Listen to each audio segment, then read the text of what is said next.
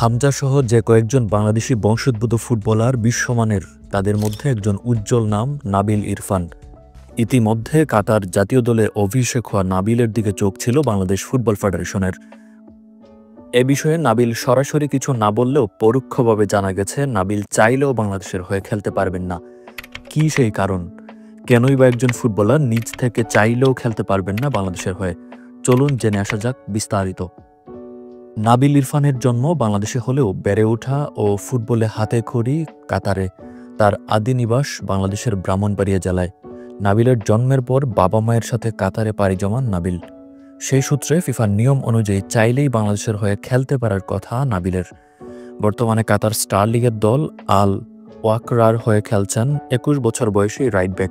দুর্দান্ত পারফরম্যান্স করে চলছেন ধারাবাহিকভাবে। সেজন্য অনেক দিন ধরেই বাংলাদেশি সমর্থকগণ চাচ্ছিলেন নাবিল খেলুক বাংলাদেশের হয়ে।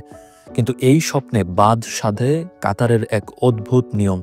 মূলত এই মুহূর্তে নাবিল বাংলাদেশের হয়ে খেলতে চাইলে তাকে কাতারের জাতীয়তার পাশাপাশি ছাড়তে হবে ক্লাব। হ্যাঁ, শুনতে অদ্ভুত আর পাগলাটে মনে হলেও এটাই সত্যি। মূলত কাতারের পার্মানেন্ট রেসিডেন্সি পাওয়ার ক্ষেত্রে ফুটবলারদের কিছু শর্ত জুড়ে দেয় কাতার ফুটবল ফেডারেশন।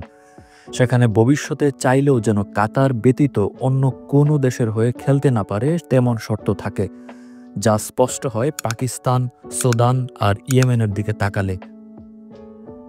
এর আগে কাতার লিগে খেলা পাকিস্তানি অরিজিন ফুটবলার নূর রহমান, মোহাম্মদ তাহের, অমরদ্দিন সহ অনেক ফুটবলারকে পাকিস্তানের হয়ে খেলানোর চেষ্টা করেও পারেনি দলটি। কারণটা একই, পাকিস্তানের হয়ে খেলতে হলে কাতারের নাগরিকত্বের সাথে ছাড়তে হবে ক্লাব। পাকিস্তানের মতো যে পরিস্থিতির শিকার হয়েছিল সুদান ও ইয়েমেনও।